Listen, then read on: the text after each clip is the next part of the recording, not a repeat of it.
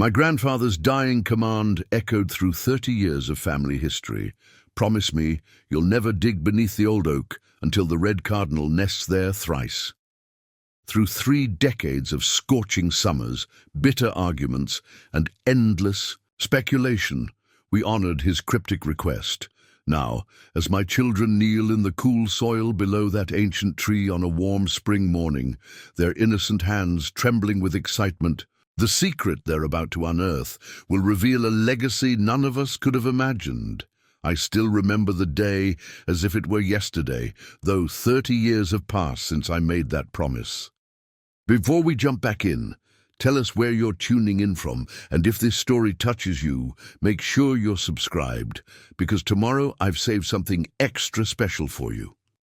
The scent of rain-soaked earth hung heavy in the air as I sat beside Grandpa Elijah's bed, his weathered hand gripping mine with surprising strength for a man so close to death. Outside the window of our farmhouse, the massive oak tree that had stood sentinel over our land for generations swayed gently in the April breeze, its fresh leaves shimmering like emerald coins in the afternoon light. Grandpa Elijah Montgomery had worked these 200 acres of northern Minnesota soil since returning from World War II, transforming rocky, stubborn land into one of the most productive family farms in Carlton County. The neighboring farmers called him the Whisperer for his uncanny ability to coax abundance from soil others had dismissed as worthless. "Land speaks to those who listen," he would tell me during our early morning walks through fields of corn, and wheat that stretched toward the horizon like a patchwork quilt of gold and green. Those walks were my education. While other children my age complained about school, I treasured these dawn expeditions with Grandpa, absorbing his lessons about soil composition, weather patterns, and crop rotation. His calloused fingers would scoop up handfuls of dark earth, teaching me to feel its readiness for planting.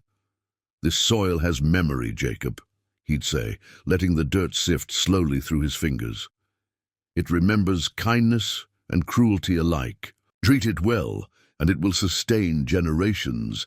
But it was the towering oak tree that held special significance for Grandpa.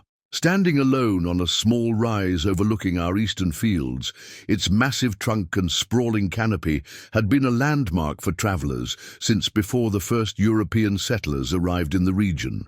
Local historians estimated its age at over 300 years. Grandpa often sat beneath its branches in the evenings, smoking his maple pipe and staring into the distance, as if seeing things invisible to others. I asked him once what he was looking at during those solitary vigils. "The past and the future, boy," he answered cryptically. "Sometimes they're not as separate as people think." Now, as he lay dying at 78, the spring planting just beginning outside, Grandpa's thoughts turned to that oak tree with strange urgency. His illness had come on suddenly, pneumonia that rapidly worsened despite antibiotics. His lungs weakened from decades of farm dust and the occasional cigarette he'd never quite managed to give up completely. "Jacob," he said, his voice raspy but insistent, "I need your word on something important." His blue eyes, though clouded with age and illness, fixed on mine with an intensity that made me straighten in my chair. "Anything, Grandpa," I replied, meaning it completely. At 23, freshly graduated from the State Agricultural College and poised to take over the family farm, I worshipped the old man. Everything I knew about farming and life, I had learned from him. "The oak tree," he said, each word measured and deliberate. "The ground beneath it must remain undisturbed. No digging, no probing. Promise me." I frowned, confused by the strange request. "The oak. Why would anyone dig there?" His grip tightened on my hand. "Promise me, Jacob, no digging beneath the oak until a red cardinal nests in its branches 3 years in a row. When that happens, then, and only then, you may dig." The specificity of the condition bewildered me further. Cardinals occasionally nested in the massive tree, but 3 consecutive years, that could take decades, or might never happen at all. Grandpa, I don't understand. You don't need to understand yet, he interrupted, his breathing becoming more labored. Just promise me, your word has to be enough. Looking into his eyes, seeing the desperation there, how could I refuse? I promise, Grandpa. No digging until 3 consecutive cardinal nests. You have my word. Relief softened his features. He reached for the small wooden box on his bedside table, removing a tarnished pocket watch that had belonged to his father. Pressing it into my palm, he closed my fingers around it. When the time comes, when the 3rd cardinal nests, use this. The time on this watch matters. Before I could question him further, he fell into a coughing fit that brought my mother rushing into the room. Later that night, with the family gathered around his bed, Elijah Montgomery took his final breath as rain began to patter against the window, the first spring storm nourishing the fields he had tended for over half a century.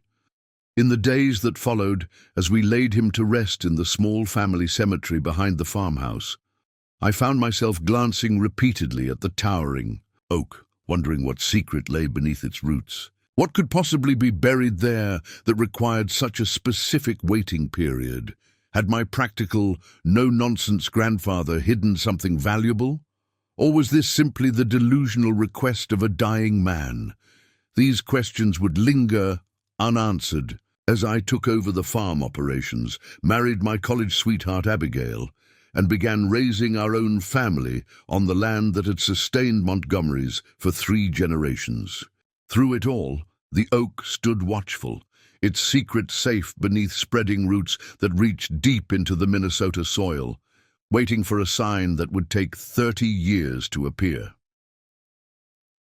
Spring arrived early in Minnesota this year, the thaw beginning in late March instead of the usual mid-April.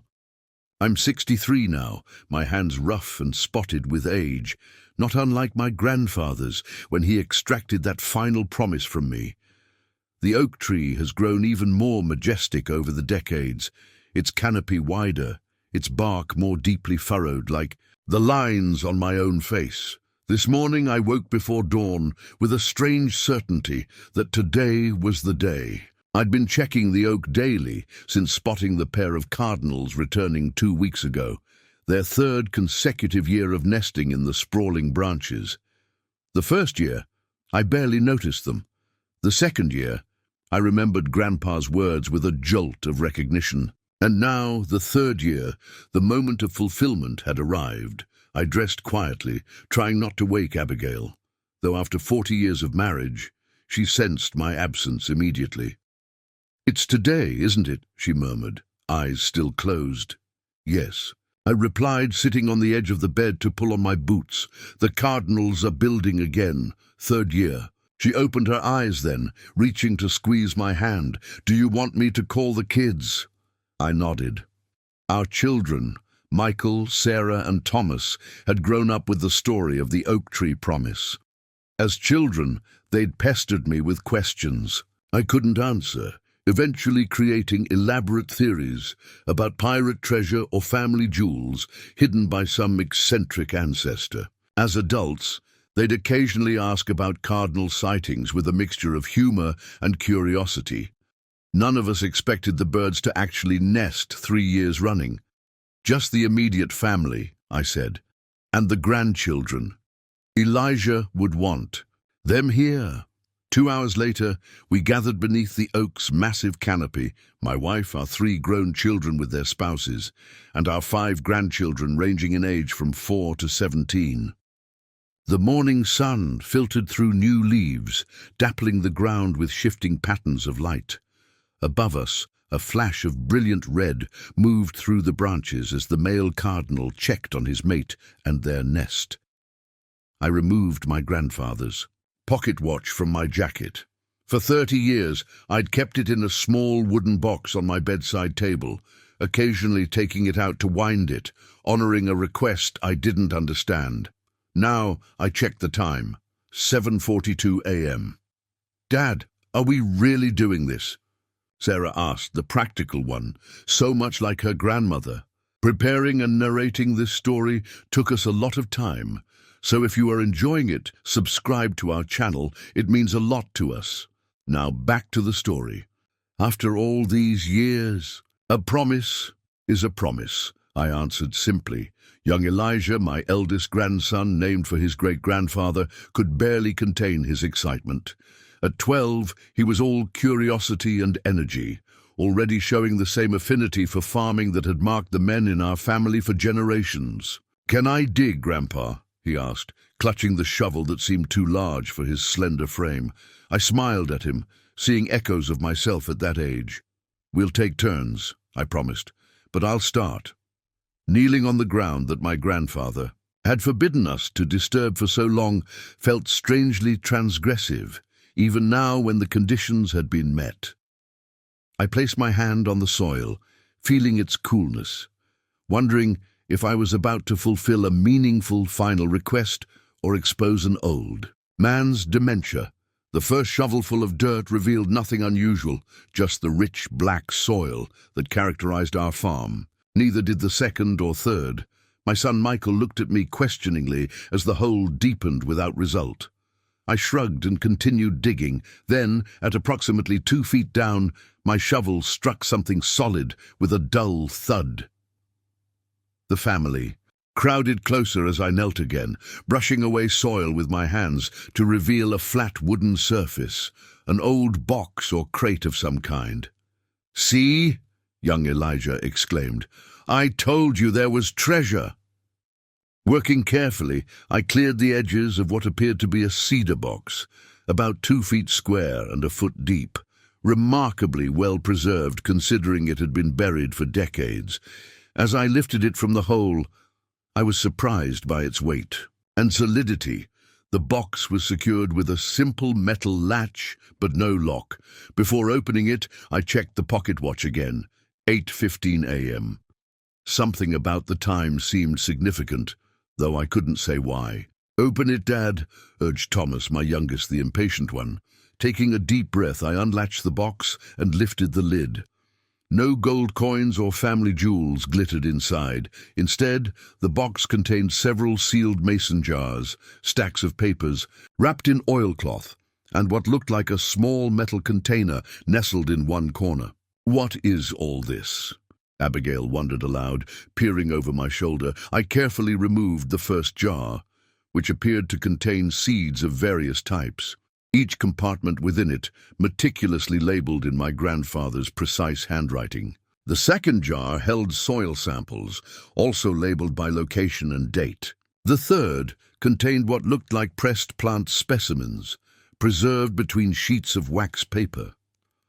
My hands trembled slightly as I unwrapped the oilcloth packages, revealing notebooks filled with my grandfather's handwriting, detailed maps of our farm with elaborate notations, and what appeared to be scientific articles and correspondence with agricultural researchers from around the world. The small metal container held one final surprise, a letter addressed to me in my grandfather's hand, dated April 15th, 1993, the day before he died. "Should I read it aloud?" I asked, looking at the expectant faces of my family. "Of course," Abigail said softly. I cleared my throat and began, "My dear Jacob, if you're reading this, then the cardinals have nested thrice, and you've kept your promise. For this, I thank you from wherever I now reside. What you've discovered is not treasure in the conventional sense, though I believe it will prove more valuable than gold to our family and perhaps to many others. What lies before you is the culmination of 40 years of observation, experimentation, and documentation, my life's true work, beyond the visible success of our farm." In 1953, I began noticing patterns in our soil health that contradicted conventional agricultural wisdom. While neighboring farms required increasing amounts of chemical fertilizers to maintain productivity, certain sections of our land seemed to regenerate naturally. I started documenting these anomalies, collecting samples, and experimenting with methods that worked with these natural patterns rather than against them. The results, as you know, transformed our farm. What you don't know is that I've been systematically documenting these methods, creating a comprehensive approach to sustainable agriculture decades before such terms became commonplace. I've hidden this work for a specific reason. In my time, these methods were too radical, too contrary to the industrial agricultural model being promoted by government and industry alike. My ideas would have been dismissed, perhaps even ridiculed, by the scientific establishment of the day. The cardinal sign was not arbitrary. I calculated that approximately 30 years would be needed for agricultural science to advance to the point where my findings could be properly understood and valued. I looked up from the letter, meeting the wide eyes of my family, particularly my grandchildren, who would inherit both this land and the responsibility that came with my grandfather's unexpected legacy. I read on, my voice growing steadier as the magnitude of my grandfather's work became clear. The journals contain detailed records of soil composition, crop yields and weather patterns dating back to 1953. I've mapped the natural cycles of our land, documenting how certain companion plantings eliminate the need for pesticides, how strategic crop rotation can rebuild soil health, and how working with the land's natural contours preserves water even in drought years. The seeds in the jars are heirloom varieties I've developed specifically for our region's climate and soil conditions. They're stronger, more resilient, and more nutritious than the commercial hybrids that have come to dominate modern farming. Each has been carefully selected and improved over generations to thrive without chemical assistance. Jacob, I've kept this buried not out of secrecy but out of patience. Some truths need time to be recognized. I believe that by the time you read this, the world will be ready to understand what I discovered through decades of careful observation and experimentation. Trust yourself to be the steward of this knowledge. Use it wisely, share it carefully. With love and faith in you, your grandfather, Elijah Montgomery. I folded the letter carefully, my mind reeling with its implications. The family stood silent around me, the only sound the soft rustling of oak leaves overhead and the distant call of the male cardinal to his mate. So it wasn't treasure, young, Elijah said, disappointment evident in his voice. No, I replied, looking into his eyes, it's something far more valuable. To understand what my grandfather had created and why he buried it for decades, I need to take you back to the world he inhabited. Elijah Montgomery returned from World War II in 1945 to find American agriculture on the cusp of massive transformation. The war had accelerated the development of synthetic fertilizers and pesticides, with factories that once produced explosives now churning out chemicals for farm use. The government, universities, and nascent agribusiness companies all promoted a new vision of farming, larger operations, mechanization, monoculture crops, and heavy chemical inputs. It was the dawn of what would later be called conventional agriculture, though there was nothing conventional about it in historical terms. This was a profound break from traditional farming methods that had evolved over centuries. Grandpa inherited our farm from his father in 1948, a relatively modest operation of 200 acres that had been farmed sustainably for 2 generations. While neighbors quickly adopted new chemical methods and expanded their operations, Grandpa moved more cautiously. He'd seen enough destruction in Europe to make him wary of radical change.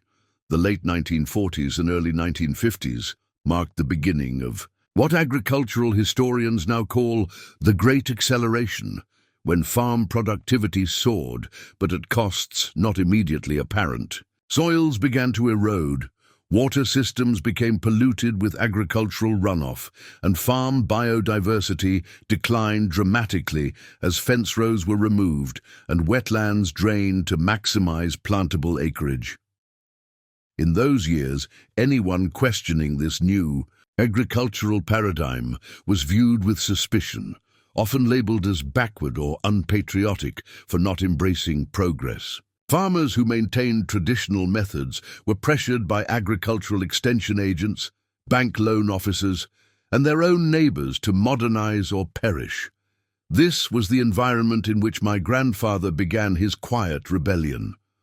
While adopting enough modern practices to appear cooperative, he secretly established test plots where he continued and refined traditional methods. The old oak tree, isolated on its small rise, provided perfect cover for his documentation site, visible from our farmhouse but rarely visited by outsiders. I learned this history gradually over the morning as we unpacked the box's contents. The journals, starting from 1953, told a remarkable story of methodical observation and experimentation. Grandpa had established baseline soil samples from various parts of the farm, then tracked changes as different management practices were implemented. He documented rainfall, temperature patterns, insect and bird populations, and dozens of other variables that affected crop production. "Look at these dates," my son Michael said, examining one of the notebooks. He was tracking soil carbon levels. In the 1960s, decades before anyone was talking about carbon sequestration or climate impacts of agriculture, Sarah, who had studied environmental science before returning to help run the farm, was flipping through a different journal. His observations on mycorrhizal fungi networks predates official research by at least 20 years, she marveled. He understood that plants communicate and share nutrients underground through fungal connections. The maps revealed another layer of Grandpa's genius. He had meticulously charted the natural contours of our farm, designing field layouts that worked with rather than against the land's topography. His system minimized erosion while maximizing water retention, creating natural drought resistance that had helped our farm weather dry years that devastated neighboring operations. My grandson Elijah had recovered from his initial disappointment and was now examining the seed collection with growing interest. "These are weird-looking corn kernels," he said, pointing to one jar. "That's because they're real corn," I explained, recognizing the variety. "Not the hybrid sweet corn you're used to seeing. This is an adapted flint corn variety that your great-grandfather developed from Native American stock. It can survive drought conditions that would kill commercial varieties." As morning stretched into afternoon, we spread the contents of the cedar box across quilts beneath the oak tree. The documented legacy of Elijah Montgomery expanded before us, a lifetime of careful observation, experimentation, and insight that had been waiting patiently underground while agricultural science slowly caught up to what he had already discovered. Thomas, always the business-minded one in the family, was scanning photographs of crop yields from different test plots. "These results are incredible," he said. "If these methods can be scaled, they could revolutionize regional farming practices." "That's exactly what your great-grandfather intended," I replied, understanding dawning fully now. He wasn't just preserving knowledge for our family. He was creating a blueprint for sustainable agriculture specifically adapted to this region. The timing of his request suddenly made perfect sense.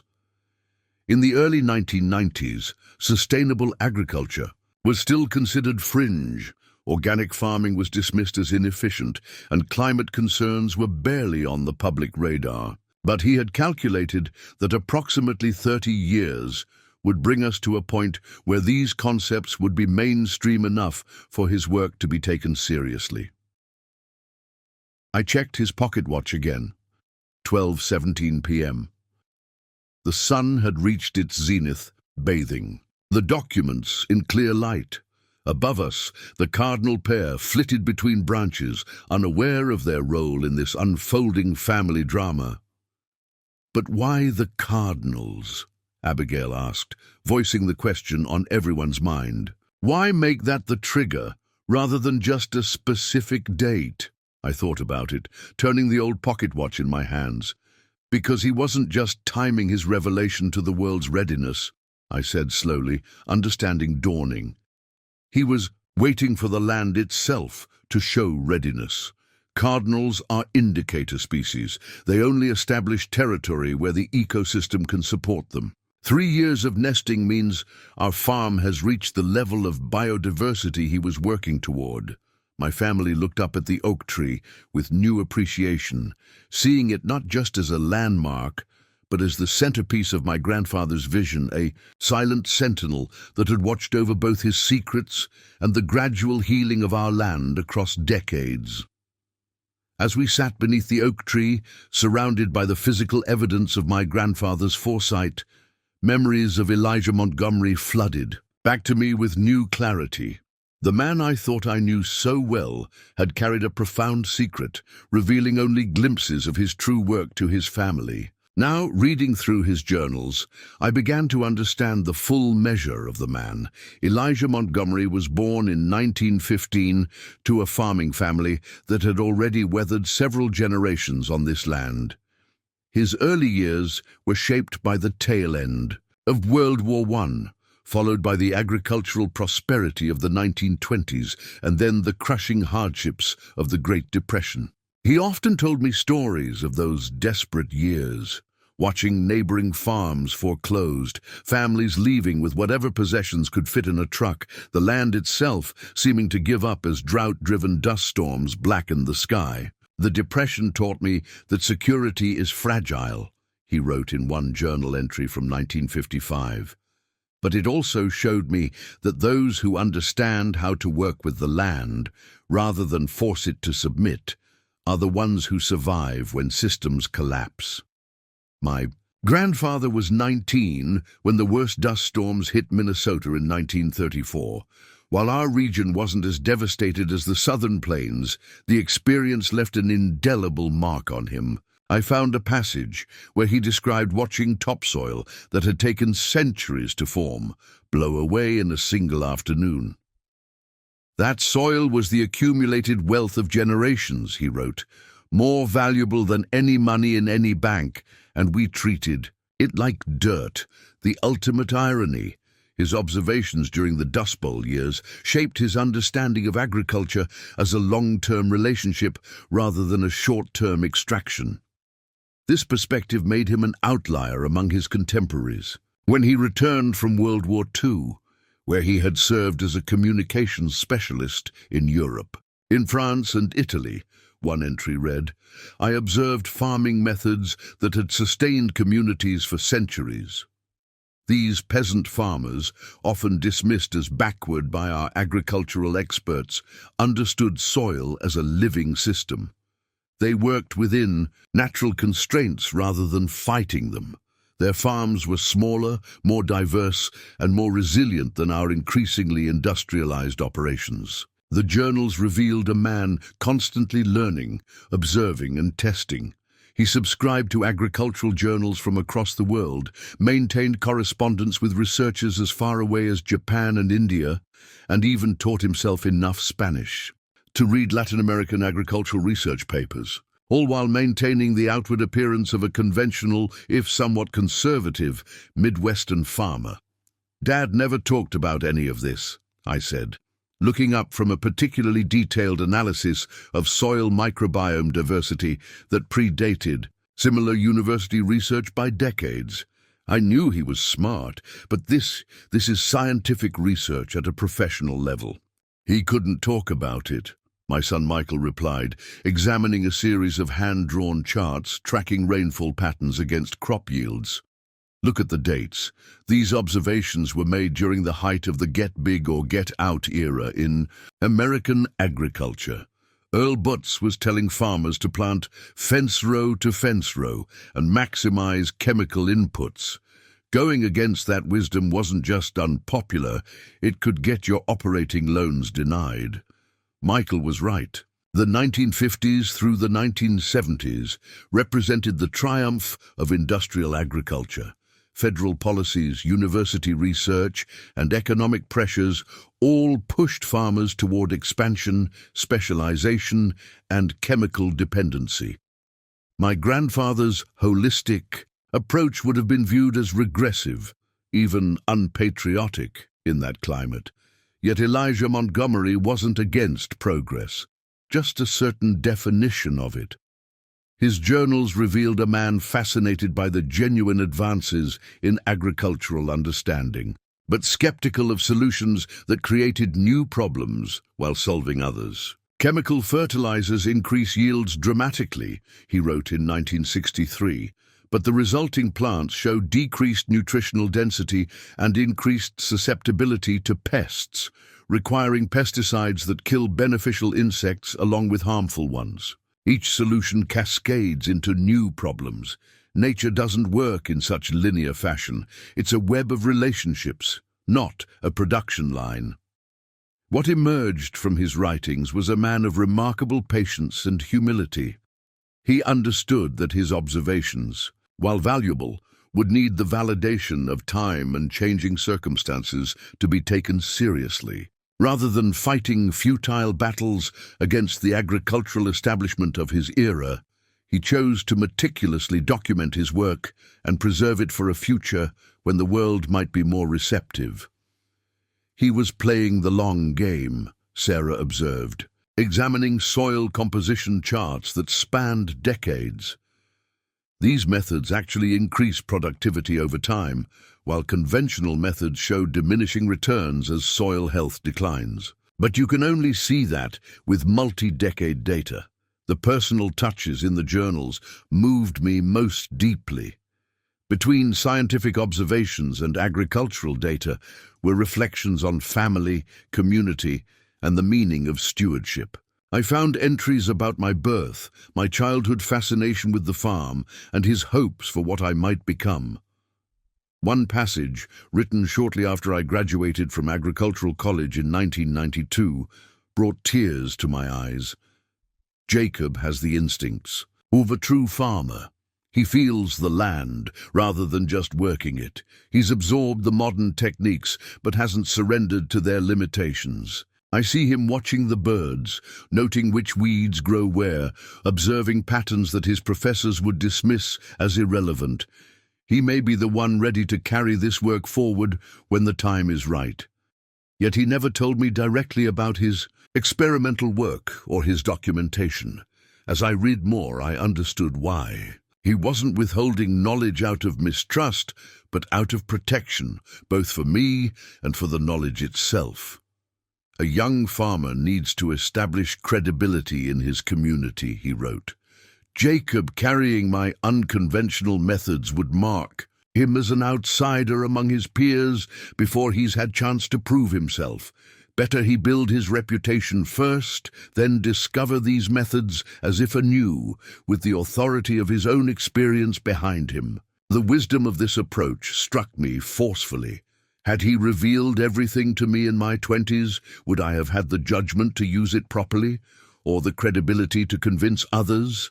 I doubted it, by allowing me to find my own way as a farmer. First, he ensured I would approach his legacy with the necessary perspective and standing in the agricultural community. The oak tree took on new significance as I read about its role in my grandfather's work. He had chosen it as his marker, not just for its permanence, but for its symbolic value. The massive tree, with its deep roots and expansive canopy, represented the farming philosophy he espoused, one that prioritized depth over rapid growth, complex relationships over simple productivity metrics, and long-term resilience over short-term yields. The oak teaches us patience, he wrote in one of his final entries. It grows slowly but endures for centuries. It creates relationships with thousands of other species. It improves the soil beneath it rather than depleting it. In all ways, it stands as the counterpoint to our modern desire for quick returns at the expense of future abundance. As afternoon shadows lengthened across our impromptu family gathering, I felt my grandfather's presence more strongly than at any time since his death. The papers scattered around us weren't just agricultural records, they were his legacy, his true voice finally speaking clearly across the decades. Elijah Montgomery had been not just a successful farmer, but a visionary who recognized that true agricultural wisdom must transcend the limitations of any single human lifespan. He wasn't just growing crops, I said softly to my family. He was growing knowledge, cultivating it as carefully as any plant, waiting for the right season for it to bear fruit. As the afternoon sun began its westward descent, casting longer shadows across our gathering, I found myself drawn to a sealed envelope at the bottom of the cedar box. Unlike the other documents, this one was marked, "The final days read last." My hands trembled slightly as I broke the seal, somehow knowing this would reveal the missing piece of my grandfather's story, the moment that led to his unusual request and the burial of his life's work. "I found something," I called to my family, who had spread out under the oak's canopy, each absorbed in different aspects of Elijah's legacy. They gathered around as I carefully unfolded the yellowed pages, dated April 10th, 1993, just 5 days before his death. "Should I read it aloud?" I asked, looking at their expectant faces. "Please," Abigail said, settling beside me and resting her hand on my knee. I cleared my throat and began, "My dear Jacob, I write this knowing my time is short. The doctors say my lungs are failing rapidly, and I've declined their offer of hospital care. I prefer to finish my journey here on the farm, where I've spent my happiest days. I need to tell you about the events that led to my decision to bury my research, something I've never shared with anyone.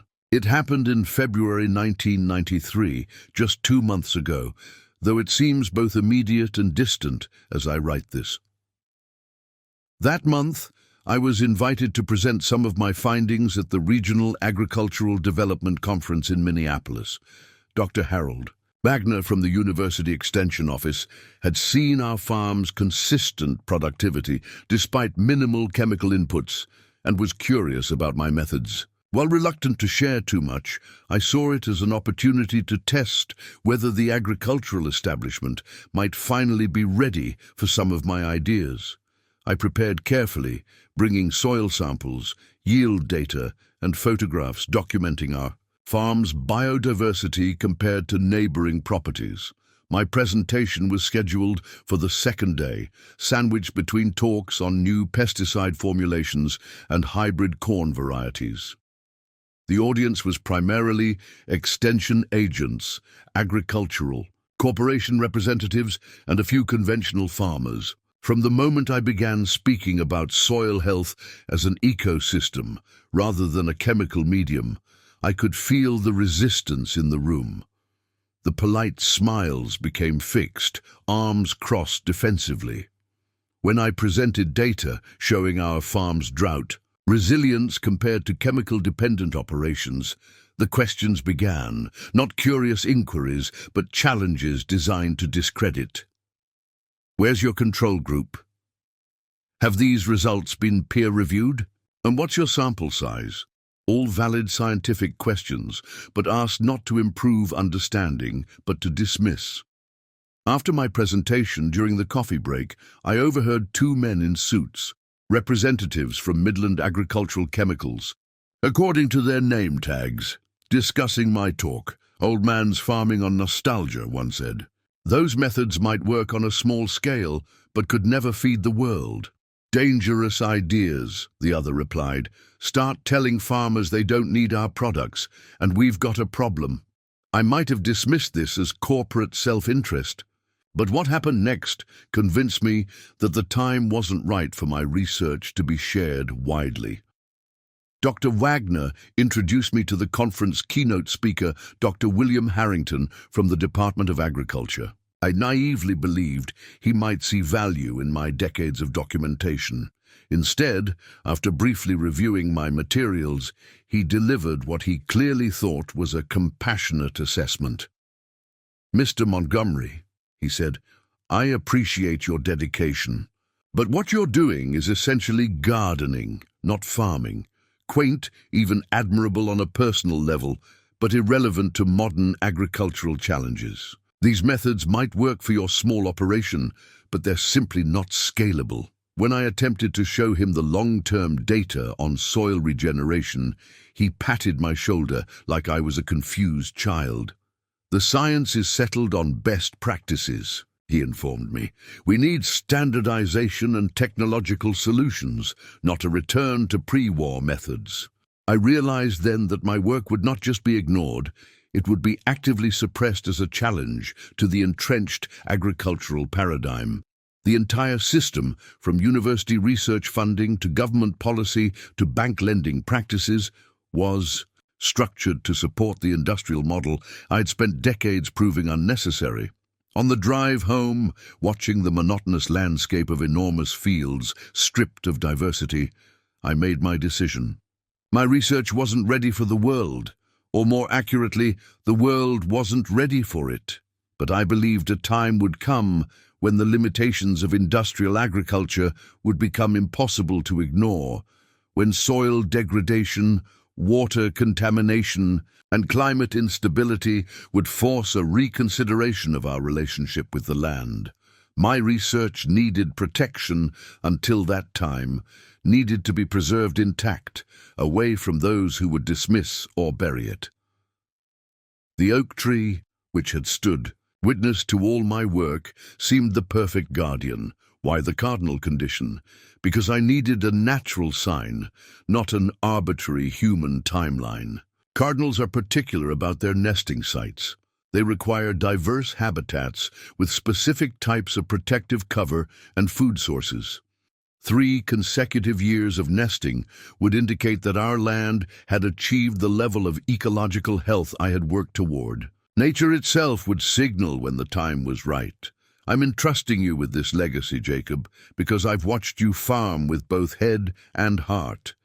You understand that land is not just something we use, but something we belong to. You'll know what to do with this knowledge when the time comes. With love and faith, Elijah.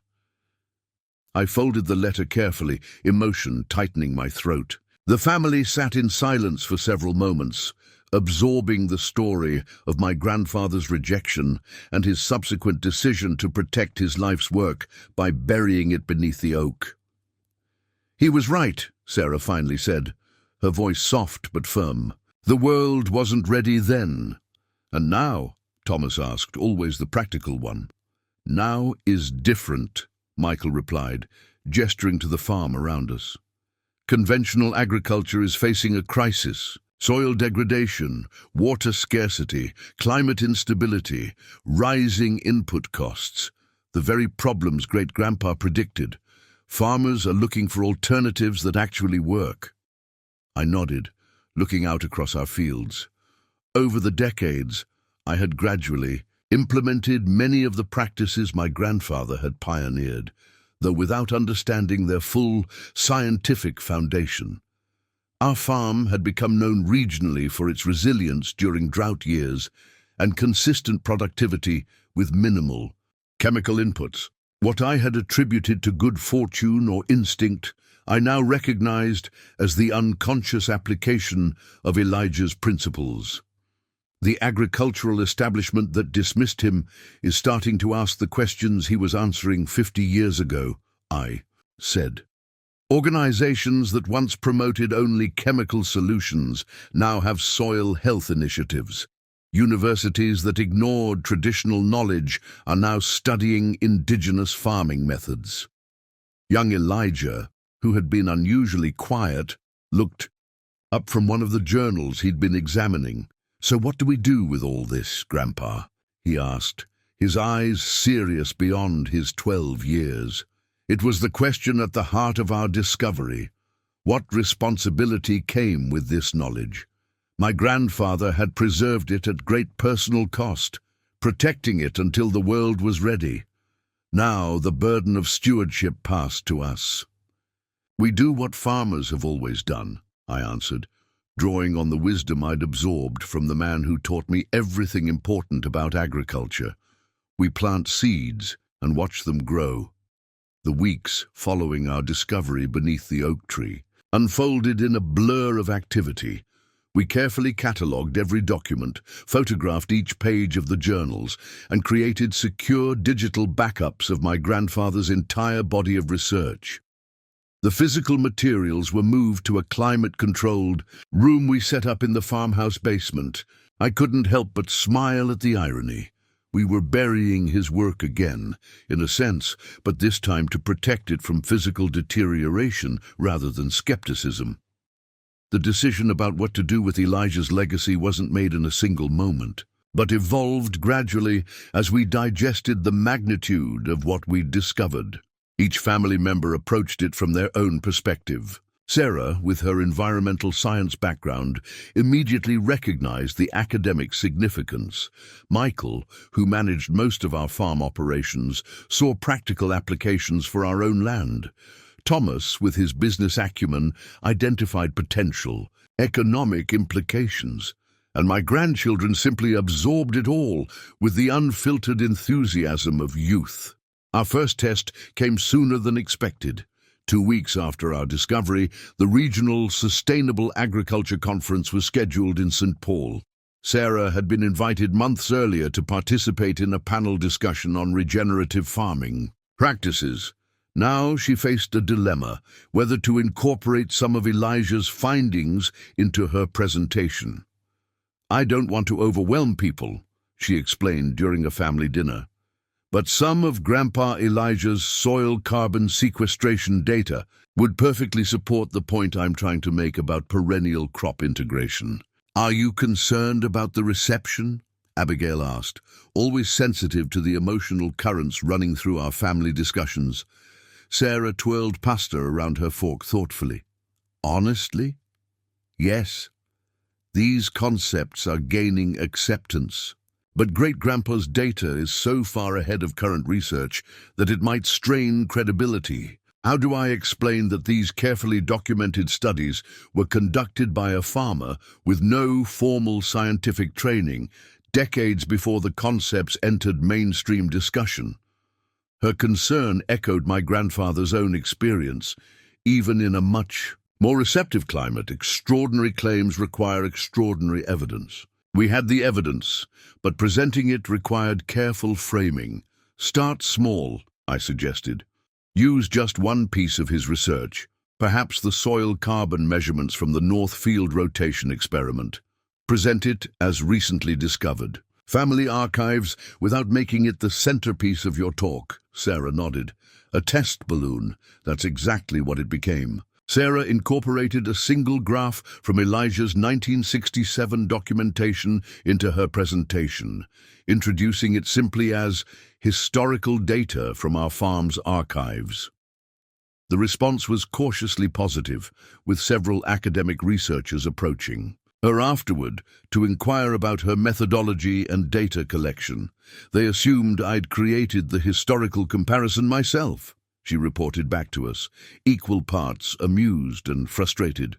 When I mentioned these were actual measurements from the 1960s, I could see the skepticism immediately. One professor from the university asked if the measurements had been standardized against accepted methodologies of the period. "Were they?" young Elijah asked, having appointed himself the family's official archivist despite being only 12. "That's the irony," Sarah replied. "Great-grandpa's methods were actually more precise than the standard practices of his time.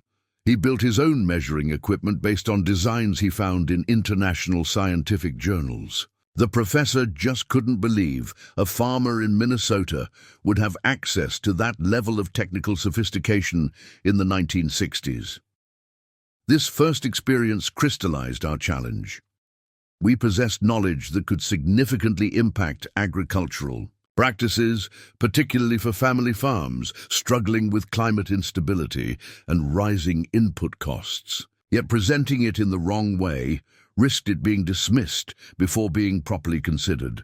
Michael faced a similar dilemma when the neighboring Peterson farm, a conventional operation 3 times our size, experienced severe erosion after early summer thunderstorms dropped 8 inches of rain in 24 hours. The contrast between their fields and ours was striking. Their carefully planted rows had turned into channels that carried away topsoil, while our fields, managed according to the natural contour methods I had intuited from my grandfather's teachings, absorbed the rainfall with minimal runoff. Mark Peterson, surveying the damage to his fields, stopped by our farm with questions. "You got the same rain we did," he observed, "but your soil stayed put. What's your secret?"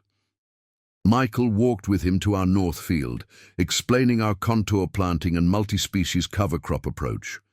He was tempted to share the detailed water management plans from Elijah's box, but held back, concerned that too much information too quickly would overwhelm rather than convince. "Mark's been farming the conventional way for 30 years, Michael explained to us later, his father and grandfather before him.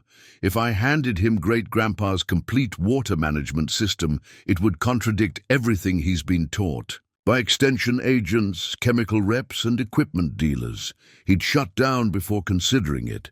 Instead, Michael offered to help Mark implement a small test plot using some of our methods. "Start with 10 acres, he suggested. "Let's design a water management plan specific to that section of your farm and see how it performs next spring." This measured approach, introducing Elijah's principles gradually through practical demonstration rather than theoretical persuasion, became our family strategy. We weren't just protecting the knowledge, we were finding the most effective way to share it in a world that was more open but still skeptical of agricultural wisdom that came from outside the established channels. The summer brought another trial, when Thomas identified a potential business opportunity in Elijah's seed preservation work. The heirloom varieties my grandfather had developed and preserved were exceptionally well adapted to our region's growing conditions and climate challenges. With increasing interest in locally adapted seed stocks, Thomas saw commercial potential. We could create a seed company focused entirely on regionally adapted, open-pollinated varieties, he proposed, spreading business plan drafts across our kitchen table. Great-grandpa's documentation provides the historical performance data that would usually take decades to accumulate. His enthusiasm was infectious, but it raised ethical questions we hadn't considered. My grandfather had developed these seed varieties not for profit, but for resilience and community food security. Would commercializing them honor or betray his intent? We debated the question for weeks. Abigail, always our moral compass, finally proposed a compromise. "What if the business operated as a benefit corporation?" she suggested. "Profit wouldn't be the primary motive. We could commit to making the seeds accessible to small farmers while using commercial sales to support education and outreach." The seed company debate forced us to articulate principles for sharing Elijah's legacy, guidelines that respected both his intent and the practical realities of modern agriculture. We ultimately decided on core commitments: accessibility for small farmers, transparency about methods, empirical validation of claims, and patience with the pace of adoption. Through these early trials, the full weight of our responsibility became clear. We weren't just inheritors of knowledge, but stewards of a vision that extended beyond our family or even our generation. My grandfather had understood that agricultural wisdom operates on a timescale longer than human lives, that the true cycle of innovation, testing, and adoption might require a century rather than a season. Young Elijah captured this perspective perfectly during one of our family discussions.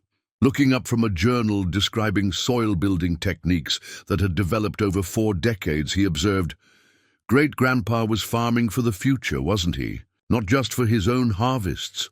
"That's exactly right," I replied, feeling a deep connection across the generations. "And now that responsibility passes to us." As summer stretched into fall, our commitment solidified around a simple but profound purpose: To translate Elijah Montgomery's lifetime of careful observation and experimentation into forms that could benefit today's farmers facing unprecedented challenges. We would be the bridge between his vision and its practical implementation, patient, strategic, and unwavering in our dedication to sharing what had been so carefully preserved beneath the oak tree for 30 years. The seasons turned, as they always do on a farm, marking the passage of time with the eternal cycle of planting and harvest. 1 year after our discovery beneath the oak tree stretched into 3, then 5, then a decade.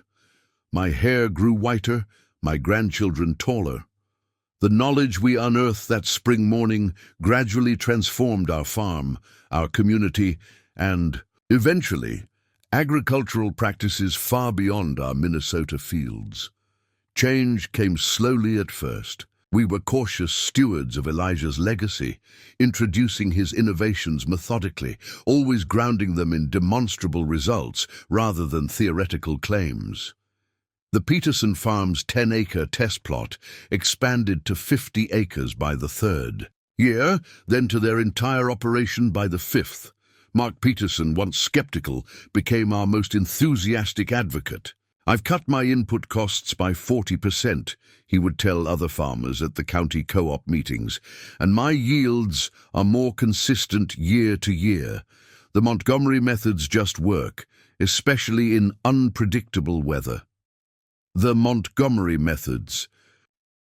That's what people started calling them, though we always emphasized they were less a rigid system than a framework for understanding and working with natural processes. As interest grew, we developed a formal approach to sharing Grandpa Elijah's work. Sarah established a non-profit research foundation dedicated to validating and extending his findings, securing grants to fund controlled studies and collaboration with university researchers.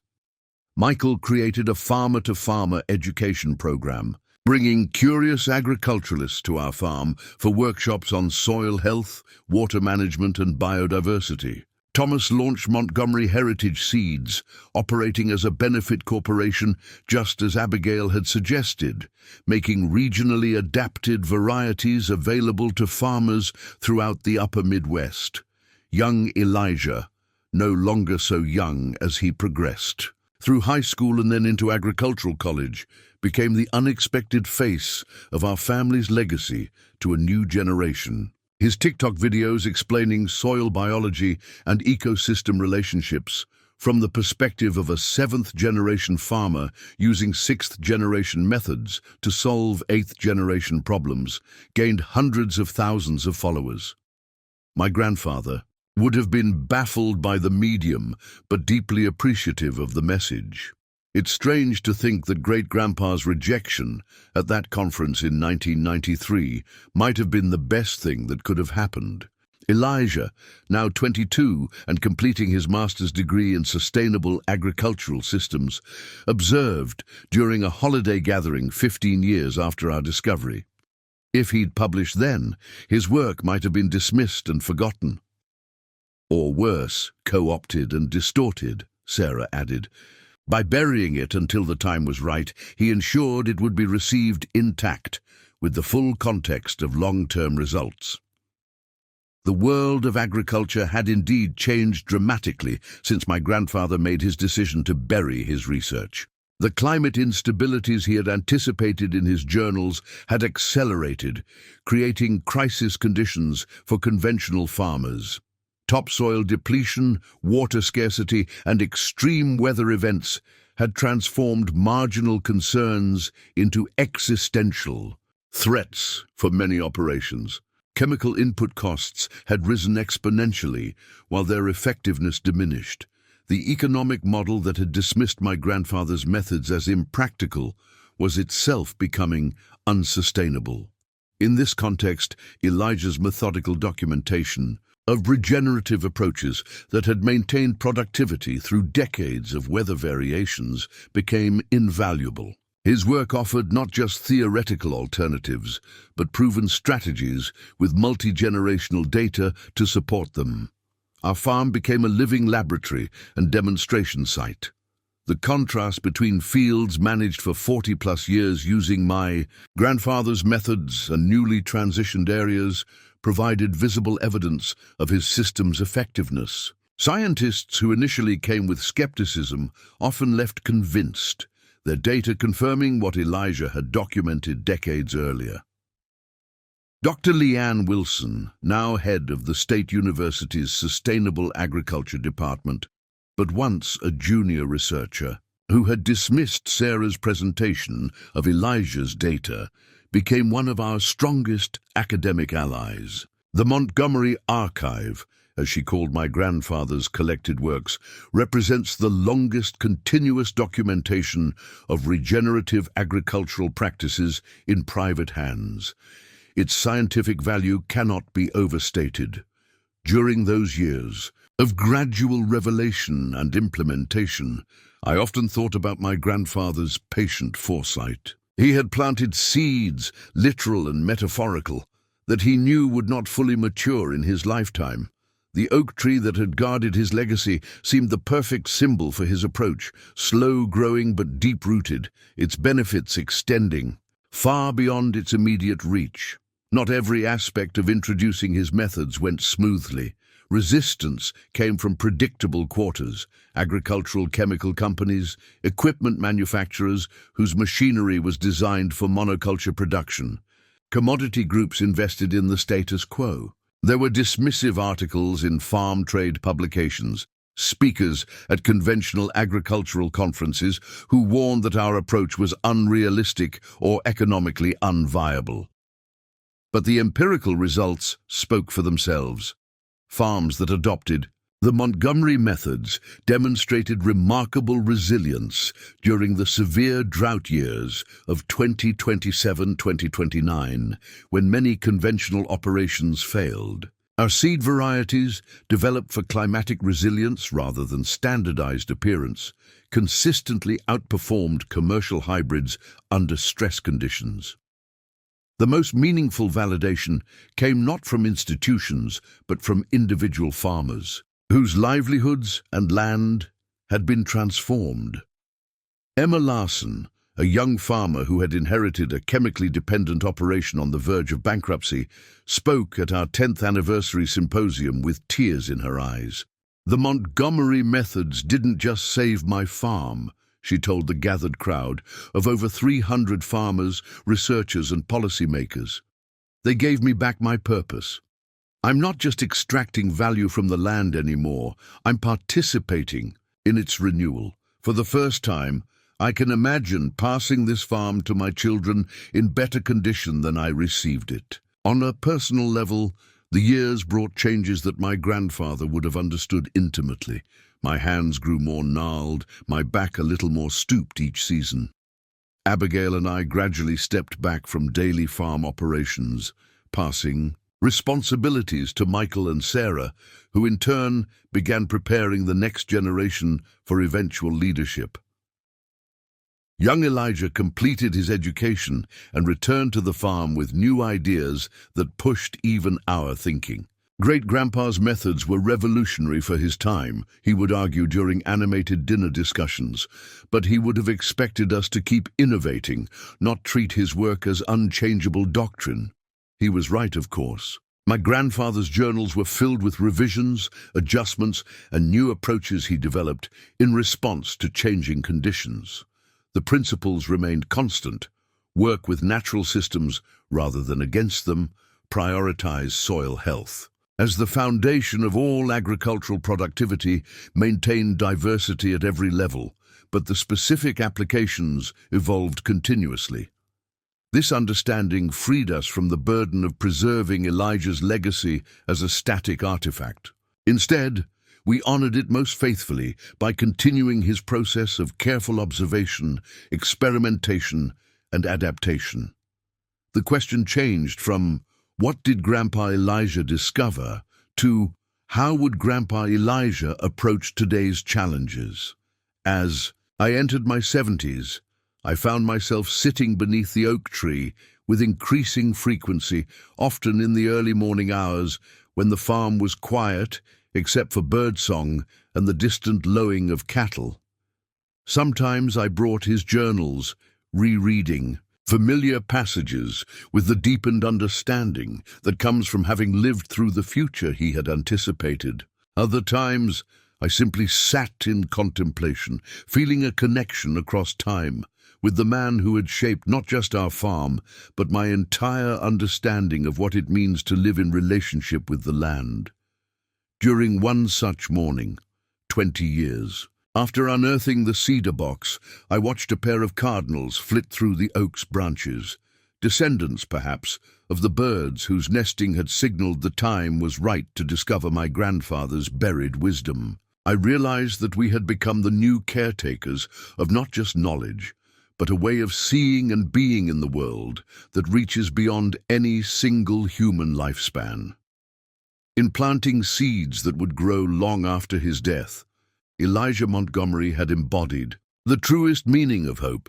The 25th anniversary of our discovery beneath the oak tree arrived with surprising developments that added new dimensions to my grandfather's legacy. It began with an unexpected email to Sarah from Dr. Amara Jackson, a climate researcher at the National Oceanic and Atmospheric Administration. "I've been studying your grandfather's weather pattern documentation," she wrote, "and noticed something remarkable.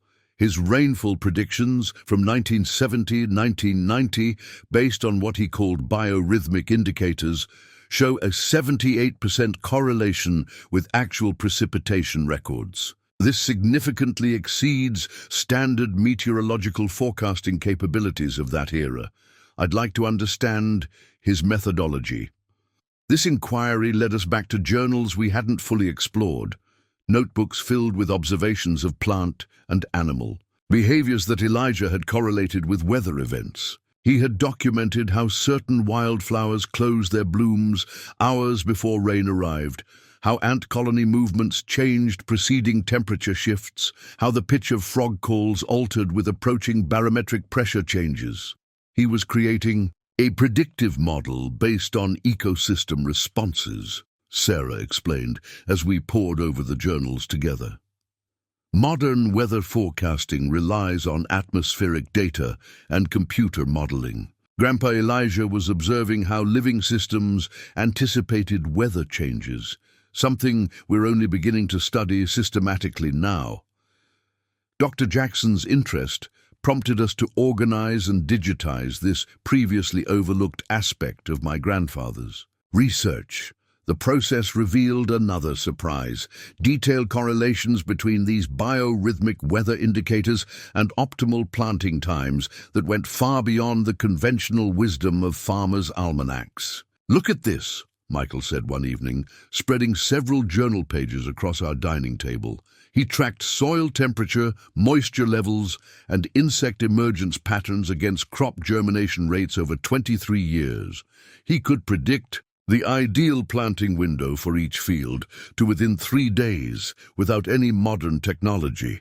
This discovery coincided with growing interest in traditional ecological knowledge among climate scientists searching for historical baseline data to understand accelerating environmental changes. My grandfather's meticulous records of phenological events, the timing of natural phenomena like first blooms, bird migrations, and insect emergences provided rare documentation of seasonal patterns before climate disruption intensified. Dr. Wilson from the university arranged a symposium focused entirely on Elijah's weather and climate observations. Researchers from several disciplines gathered to examine his methodology and findings. The event revealed both the prescience of his concerns and the limitations of his understanding. Elijah Montgomery correctly identified patterns that we now recognize as early climate change indicators, Dr. Wilson explained in her keynote address.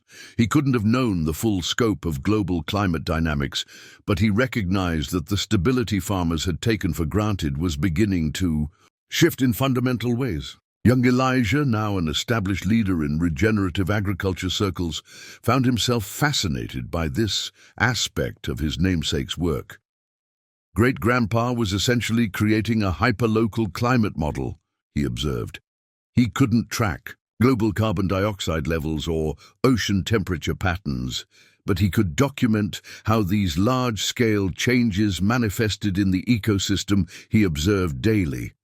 The weather journals also contained something more puzzling, references to what my grandfather called the oak tree records. These cryptic notations appeared regularly throughout his later writings, suggesting he was using the ancient oak for some form of data collection or experiment that wasn't fully explained in the materials we'd discovered. The Oak Sentinel confirms. Pattern shift, third consecutive early budding, read one entry from 1988. Another from 1991 noted, oak tree records show accelerating cycle. Implications concerning if trend continues, what records, what measurements was he taking from the oak? We'd found nothing in the buried box that explained these references, yet they appeared too frequently to be insignificant. Maybe he was using the tree's growth rings as climate indicators, Sarah suggested. Dendrochronology was established science even then, but that explanation didn't fully account for the specificity of his comments or their apparent importance. The mystery deepened when Thomas found a sealed envelope tucked inside the cover of one of the weather journals, containing a hand-drawn map of the farm with the oak tree prominently marked and a series of radiating lines extending outward, each labeled with compass directions and measurements.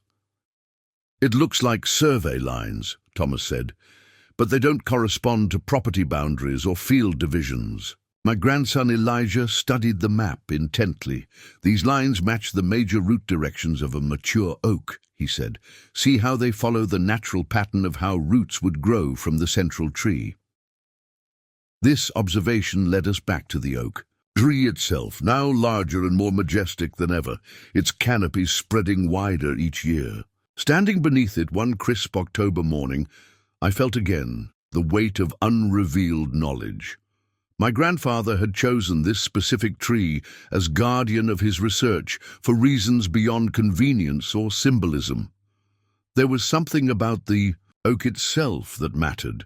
The breakthrough came from an unexpected source. My youngest granddaughter Lily, just 14 and more interested in technology than farming, had been experimenting with ground-penetrating radar as part of a science project. With permission to test her equipment on the farm, she naturally gravitated to the iconic oak tree. "Grandpa," she called excitedly one Saturday afternoon, "there's something weird under the tree, not where you dug before, but following those lines on Great-Grandpa's map."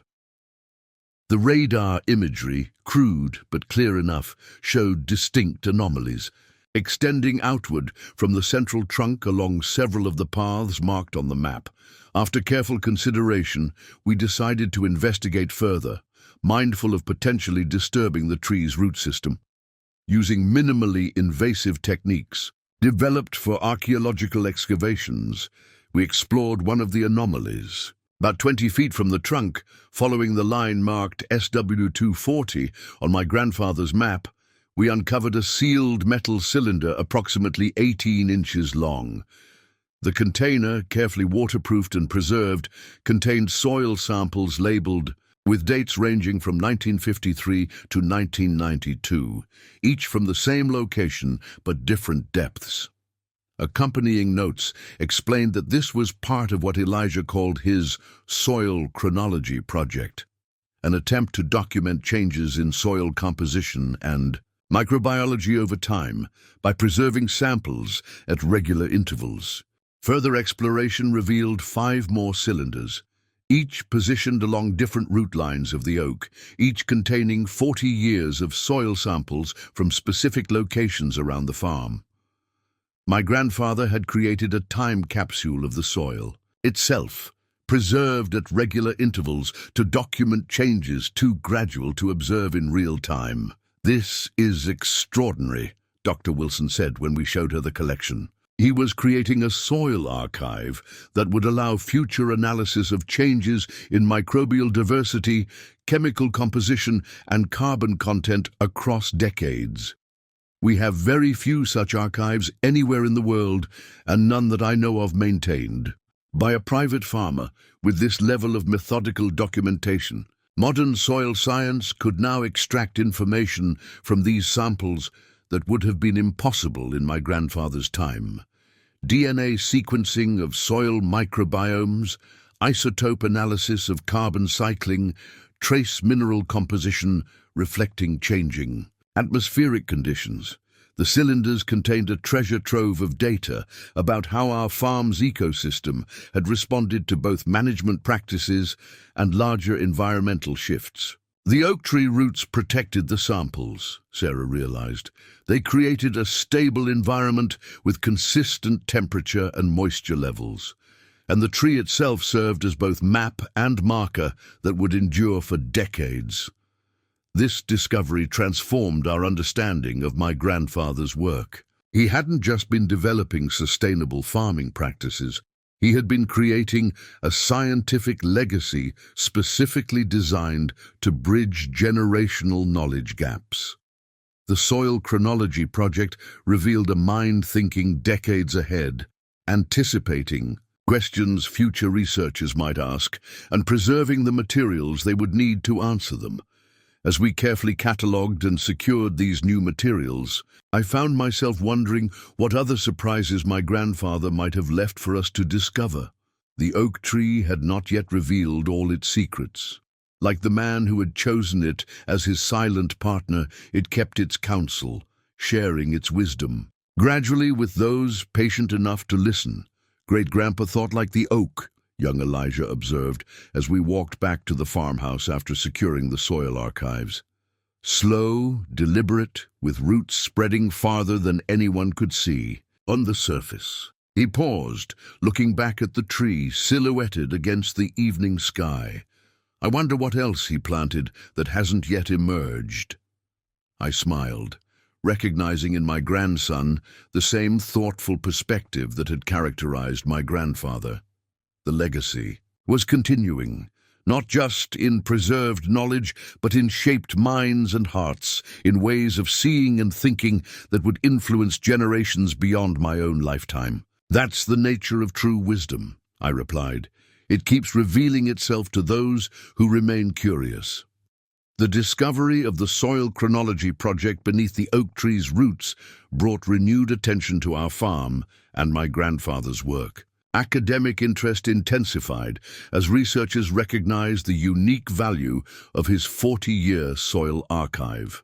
Dr. Wilson secured a major grant to analyze the samples using the latest molecular and isotopic techniques, promising insights into how agricultural soils had changed during a critical period of climate transition. This scientific validation should have been purely positive, but success brings its own challenges. By the 30th year after our original discovery, the Montgomery methods had gained significant recognition in sustainable agriculture circles.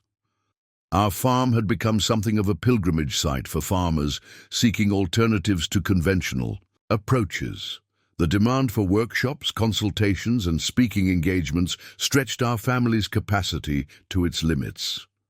More concerning was the growing commercial interest in what had begun as a family legacy. Large agricultural corporations, recognizing the shift in market demands, began approaching us with partnership offers. Some seemed genuine in their interest in sustainability. Others appeared more interested in greenwashing their existing practices with our family's credibility. Midwest Agri-Solutions is offering $3 million for exclusive rights to grandfather's seed genetics, Thomas announced during a tense family meeting.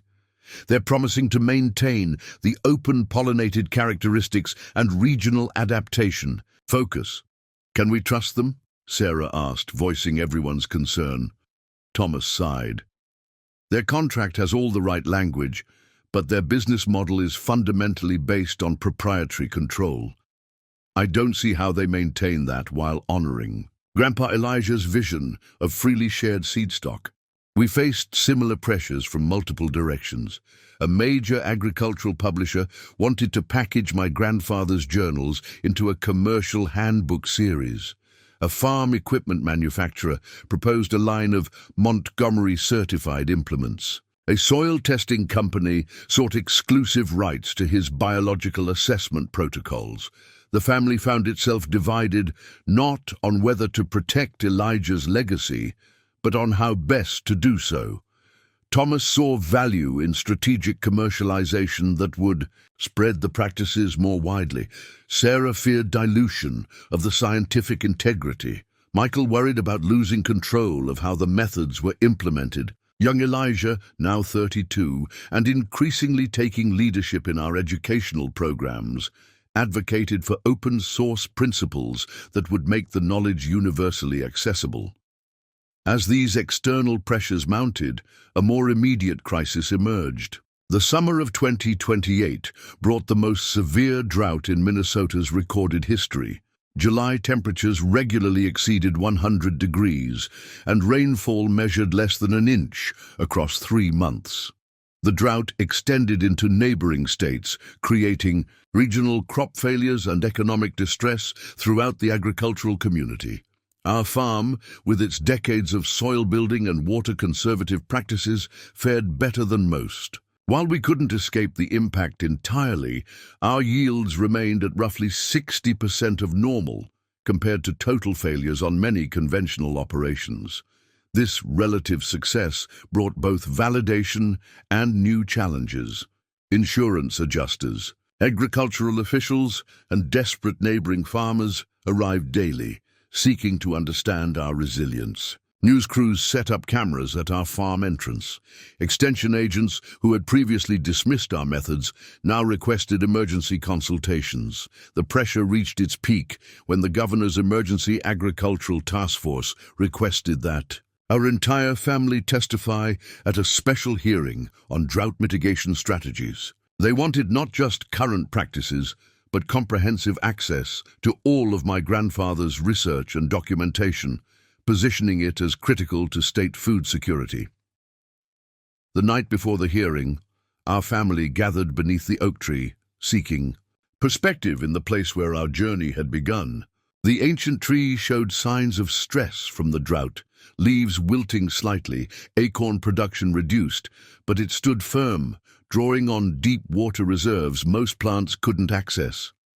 "I feel like we're at a crossroads," I told my family, my voice heavy with the weight of responsibility. Grandpa Elijah preserved this knowledge until the world was ready. The question is the world truly ready now, or just desperately grabbing for solutions without committing to the deeper changes his work requires? Young Elijah, who had been quiet throughout much of the discussion, finally spoke. "Great-grandpa didn't bury his research to keep it from being used," he said. "He buried it to keep it from being misused before it could be properly understood." He gestured toward the surrounding farm, where despite the drought, diversity remained evident. Hedgerows full of native plants, beneficial insects still finding habitat, soil that retained moisture better than the dusty, cracked earth visible. On neighboring properties, "This wasn't created in a season," he continued. "It took 3 generations of consistent stewardship. If we allow his methods to be cherry-picked or implemented without the underlying philosophy, we risk discrediting the entire approach when quick fixes inevitably fail." As night fell and the first stars appeared above the oak's canopy, we faced the core question that my grandfather had confronted decades earlier. How do you share wisdom that requires patience in a world demanding immediate results? The morning of the governor's agricultural task force hearing arrived with unseasonable coolness, a brief respite from the punishing heat that had devastated crops across the state. As our family drove to the state capitol in St. Paul, storm. Clouds gathered on the western horizon, the first promise of meaningful rain in months. The hearing room was packed with an unlikely mixture of government officials, agricultural industry representatives, academic researchers, and farmers drawn by word of mouth about the drought-proof Montgomery farm. Television cameras lined the back wall, evidence of how the agricultural crisis had become front-page news as food prices soared and farm bankruptcies mounted. Commissioner Hayes, head of the state's Agriculture Department, called the session to order with little ceremony. This emergency hearing is convened to address immediate drought mitigation strategies and long-term resilience planning for Minnesota agriculture. We've invited the Montgomery family based on the exceptional performance of their operation during current conditions. I had expected to be nervous, but sitting there with my family, 3 generations of Montgomerys united in purpose, I felt only clarity. The decades since unearthing my grandfather's legacy had prepared us for this moment of public revelation. We had discussed our approach carefully, deciding not to hold back but to ensure the knowledge was properly contextualized. Sarah spoke first, presenting the scientific foundation of my grandfather's work. With the authority of her environmental science background, she explained how his methods worked with natural systems rather than attempting to override them. Using modern terminology, she translated his observations into concepts recognizable to contemporary researchers: carbon sequestration, ecosystem services, mycorrhizal networks, microbiome diversity. Michael followed with the practical implementation, details farmers needed, specific techniques, transition strategies, equipment modifications, and realistic timelines for results. His presentation balanced aspiration with pragmatism, acknowledging the challenges of changing established practices while demonstrating the economic benefits over time. Thomas addressed the business perspective, showing detailed economic analyses, comparing input costs, yield stability, and long-term profitability between conventional approaches and what we now formally called regenerative ecosystem agriculture based on my grandfather's principles. His numbers spoke directly to the financial concerns that often prevented farmers from adopting sustainable methods. Young Elijah brought enthusiasm and technological integration, explaining how modern monitoring tools, data analytics, and precision application methods could enhance his great-grandfather's approaches without compromising their fundamental integrity. Throughout these presentations, I watched the room's reaction shift from skepticism to curiosity to genuine interest. The agricultural officials leaned forward in their seats. Researchers scribbled notes furiously. Farmers in the audience nodded with increasing frequency, recognizing practical solutions to problems they faced daily. When my turn came, I rose slowly, feeling the weight of my 73 years and the responsibility of being the living bridge between my grandfather's vision and this moment of wider revelation. "What you've heard today isn't new," I began, my voice stronger than I expected. "These methods aren't revolutionary. They're evolutionary. My grandfather, Elijah Montgomery, didn't invent them so much as rediscover them, document them, and adapt them to modern contexts." I held up one of his original journals, its pages yellowed with age, but its handwriting still clear and precise. He began this work in 1953, when agricultural chemicals were being aggressively promoted as the only path to feeding a growing population. When his observations contradicted the prevailing wisdom, he didn't abandon them. He became more methodical, more patient, more determined to create a record that would eventually speak for itself. The room had fallen completely silent. Even the officials who had been checking their phones were now fully attentive. My grandfather understood something fundamental that we're only now beginning to appreciate fully. Agriculture isn't just about the relationship between farmers and plants.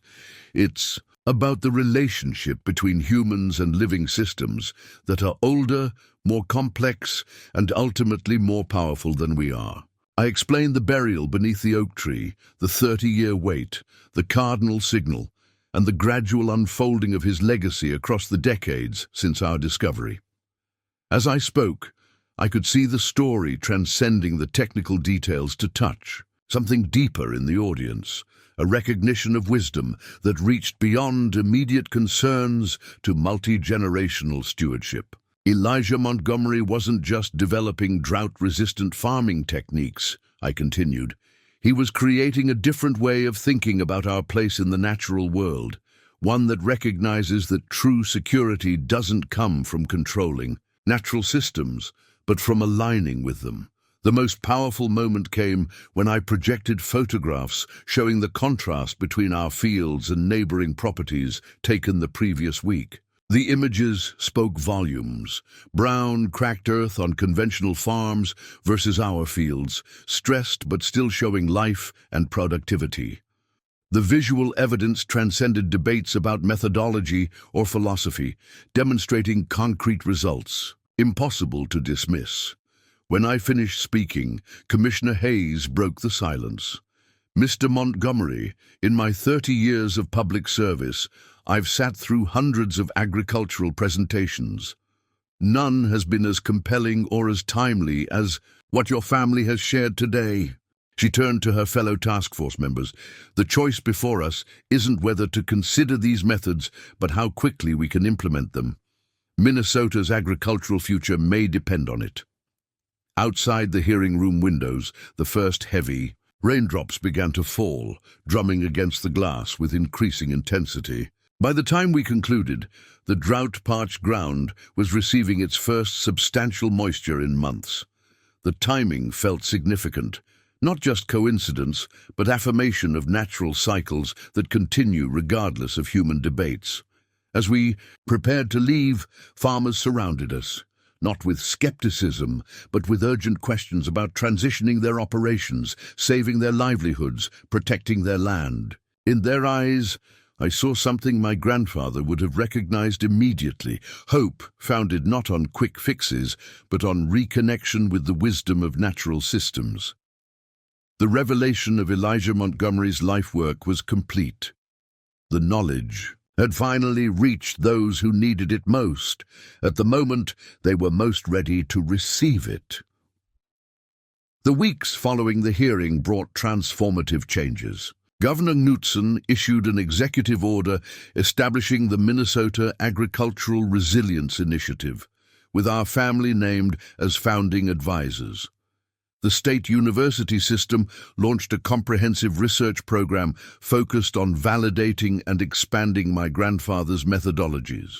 Most significantly, a coalition of family farms formed the Montgomery Methods Cooperative to implement the approach across diverse operations and geographies.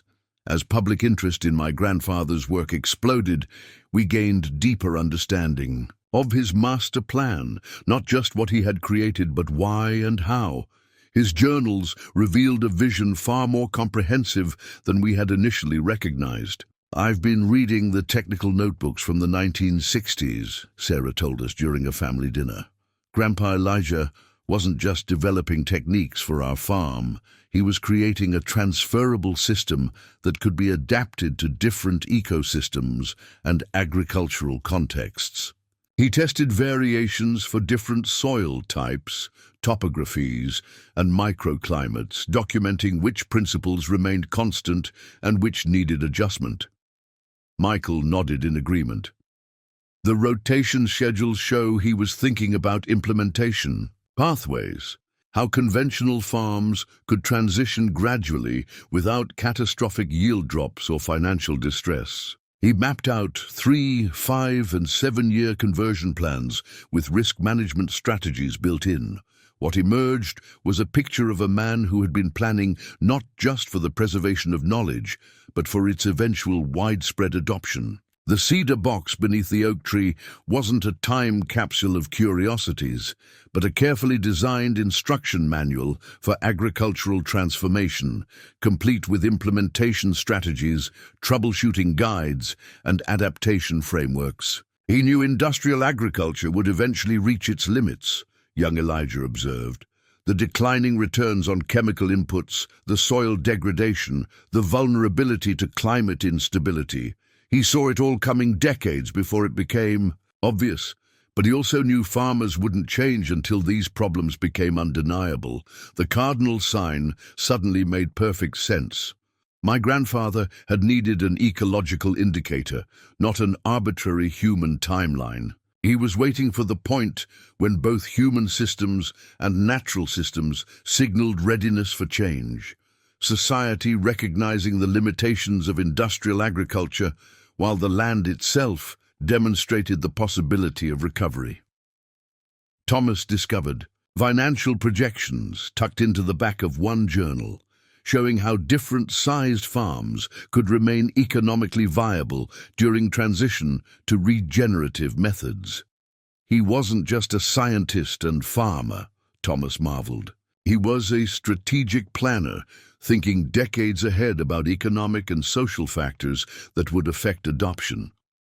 Dr. Wilson confirmed this assessment after leading a comprehensive review of all my grandfather's materials.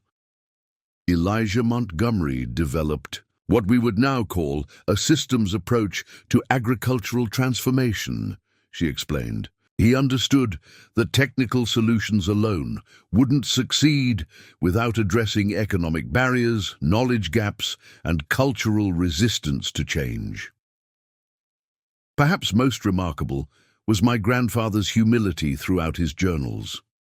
Despite developing insights decades ahead of institutional science, he never claimed superiority or expressed bitterness about the rejection he experienced.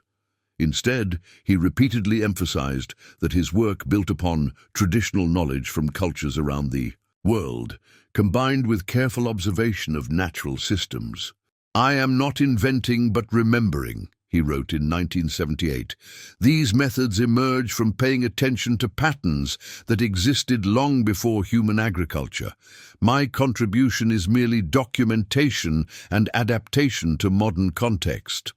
This perspective, that wisdom already exists within natural systems and human tradition, requiring only patient observation and respectful adaptation, represented the true genius of my grandfather's approach. He had created not just techniques, but a different way of relating to the land, one that positioned farmers as students and stewards rather than conquerors.